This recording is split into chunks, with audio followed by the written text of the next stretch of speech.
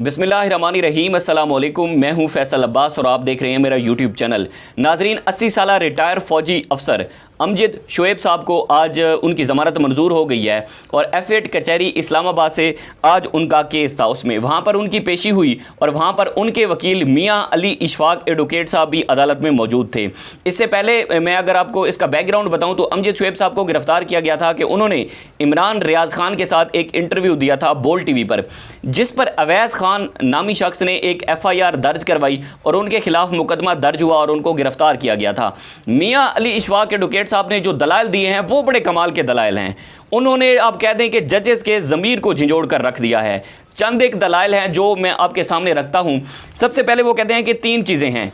अमजद शुएब साहब ने जो बोल TV पर इंटरव्यू दिया वो उसको तस्लीम करते हैं और वो इस बात को कहते हैं कि अगर मुझे फिर कहीं बुलाया जाता है किसी इंटरव्यू में तो मैं यही बात करूंगा, किसी और जगह मुझे बुलाया जाता है तो मैं फिर भी वही बात करूंगा।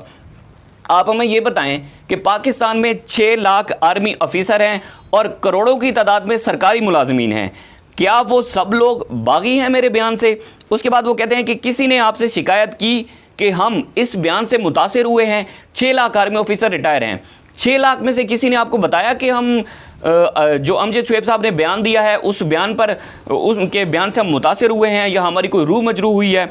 उसके बाद वो कहते हैं कि कितना बड़ा अलमिया है कि एक साबिक फौजी जर्नैल के कमरे के पीछे जो है वो कैमरा लगाया गया है। रात को ट्विटर पर जो अमजद शुएब साहब की एक तस्वीर वायरल हो रही थी और एक तस्वीर में हमने देखा कि जिस तरह से अमजद शुएब साहब खड़े थे तो उनके पीछे दीवार के ऊपर एक कैमरा लगा खड़ा था।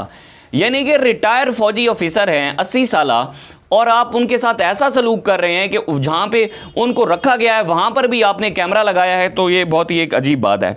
उसके बाद वो कहते हैं कि 10 बजे प्रोग्राम चलता है और 11 बजे ख़त्म हो जाता है। उस टाइम पूरी कौम जो है वो सो रही थी, ठीक है, तो क्या दूसरे दिन भी करोड़ों मुलाजमीन जो है वो सोते रहे और आपके पास दरख्वास्त लेकर वापस कोई भी नहीं आया? ये सिर्फ अवैस खान ही क्यों आए? वो कहते हैं 10 बजे प्रोग्राम शुरू हुआ, 11 बजे ख़त्म हो गया। क्या 10 से 11 पूरी कौम सो रही थी? उसके बाद फिर रिपीट पे प्रोग्राम चला, रिपीट में भी किसी ने दरख्वास्त नहीं दी। जितने भी सरकारी मुलाजमीन थे किसी को नहीं पता था कि अमजद शुएब साहब ने क्या बयान दिया है, क्योंकि कोई मुतासर ही नहीं हुआ था इससे, क्योंकि जनरल अमजद शुएब साहब ने जो बात की थी वो एक हकीकत है और उसके बाद कोई भी इतनी बड़ी बात नहीं थी। सिर्फ एक अवैस खान नामी शख्स क्यों आया? क्योंकि उसको भेजा गया था। उसके बाद वो लिखते हैं कि करोड़ों सरकारी मुलाजमीन ने अमजद शुएब की दरख्वास्त की ऐसी घटिया तशरीह नहीं की जो सिर्फ और सिर्फ अवैस खान ने की है। और अवैस खान ने किसके कहने पर की है कि दफ़ा 505 के तहत ये मुकदमा बनता ही नहीं जो जनरल अमजद शुएब साहब को गिरफ्तार किया गया है, जो उन पर मुकदमा बनाया गया है। उसके बाद वो कहते हैं कि सारा रोना धोना जो है वो इलेक्शन का है और सुप्रीम कोर्ट की जानिब से इलेक्शन की डेट अनाउंस हो चुकी है और उसके बाद अब ये हुकूमत जो है वो इन ऐसे हथकंडे इस्तेमाल कर रही है। अच्छा, अमजद शुएब साहब का जो मुकालमा हुआ जज से, अदालत से, वो भी बड़ा ज़बरदस्त है। अमजद शुएब साहब कहते हैं कि आप मुझे सिर्फ ये बता दें कि मैंने कभी भी धरने को कहा हो कि धरना ठीक है, मैंने कभी कहा हो कि लॉन्ग मार्च हो रहा है, लॉन्ग मार्च से हुकूमत गिराई जाएगी, मैंने कभी नहीं कहा। मैंने सिर्फ यही कहा है कि आप हिस्ट्री उठाकर देख लें कि कहीं पर कभी भी कोई ऐसी हुकूमत गिराई गई हो जो कि धरने से, लॉन्ग मार्च से और मुल्क के अंदर नुकसान पहुंचाने से, तोड़ फोड़ से कोई हुकूमत गिराई गई हो तो आप मुझे दिखा दें। मैं इस बात पर बिलीव ही नहीं करता। जनरल अमजद शुएब साहब ने कहा कि मैं किसी की हिमायत भी नहीं करता, मैं आज तक इमरान खान से मिला ही नहीं और किसी भी सियासतदान से नहीं मिला। मेरा एक अपना मौक़िफ़ है, मेरा एक अपना तज्ज़िया होता है, मेरे तज्ज़िये पर कोई अमल नहीं होता। मैं एक तज्ज़िया देता हूँ, मेरी एक अपनी राय है, उसके बाद कोई अमल करे ना करे उसकी अपनी मर्ज़ी। इमरान खान धरना कर रहे थे, लॉन्ग मार्च कर रहे थे, मैंने कहा था कि धरने, लॉन्ग मार्च करने से कोई भी हुकूमत नहीं गिराई जा सकती। हुकूमत पर फिल वक्त प्रेशर डाला जा सकता है लेकिन कोई भी हुकूमत नहीं गिराई जा सकती। आप हिस्ट्री उठाकर देख लें। उसके बाद वो कहते हैं कि मेरी कभी किसी सियासी लीडर से मुलाकात नहीं हुई, तोड़ फोड़ करना मुल्क का नुकसान है और मैं हमेशा ऐसे नुकसान के ख़िलाफ़ रहा हूँ। यानी कि मैं नहीं चाहता कि मुल्क के अंदर तोड़ फोड़ हो, मैं नहीं चाहता कि मुल्क के अंदर नुकसान हो। मैं तो हिस्ट्री की बात कर रहा था, तोड़ फोड़ से कुछ हासिल नहीं होना और ना ही होगा।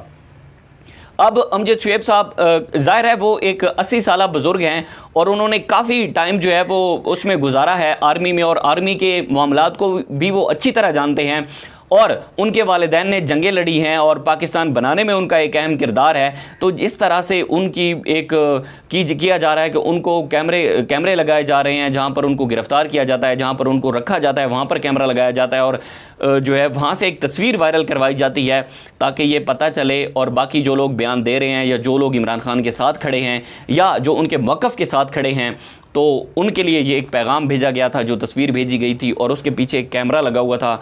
पता नहीं अब स्क्रिप्ट राइटर कौन है या बताने वाला कौन होता है कि जो भी बात करते हैं वो उल्टी पड़ जाती है, और जो भी बात ये हुकूमत करती है या वो लोग करते हैं तो बात उनकी उल्टी पड़ जाती है। अब अमजद शुएब साहब को जो है वो एफएड कचहरी इस्लामाबाद से उनकी ज़मानत मंजूर हो गई है, और ऐसे जितने भी मुकदमात बनाए जाएंगे, ऐसे ही जजेस और अदालतें जो है वो अगर इंसाफ करती रहीं तो उनको रद्दी की टोकरी में फेंका जाता रहेगा। मुझे दीजिए इजाज़त, अल्लाह हाफ़िज़।